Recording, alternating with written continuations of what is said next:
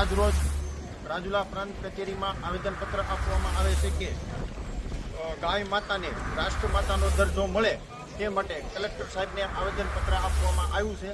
તો કલેક્ટર સાહેબને સમસ્ત મુસ્લિમ સમાજ દ્વારા આવેદનપત્ર આપી જાણ કરવામાં આવી છે કે ગાય માતાને રાષ્ટ્ર માતા જાહેર કરવા વિનંતી છે.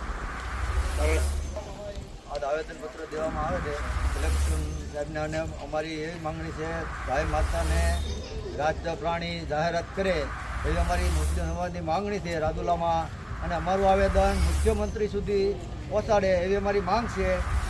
જય હિન્દ, જય ભારત. અમરેલી જિલ્લાના રાજુલા ગામે આજે મુસ્લિમ સમાજ દ્વારા ગાય માતાને રાષ્ટ્રીય માતાનો દરજ્જો મળે તે હેતુથી આખા દેશમાં જ્યારે એક માંગ છે ત્યારે અમારી પણ એક લાગણી અને માંગણી છે કે ગાય માતાને રાષ્ટ્રીય માતા તરીકે જાહેરાત કરે એવી અમારી બધા મુસ્લિમ સમાજની માંગણી છે. અસ્તુ, આભાર.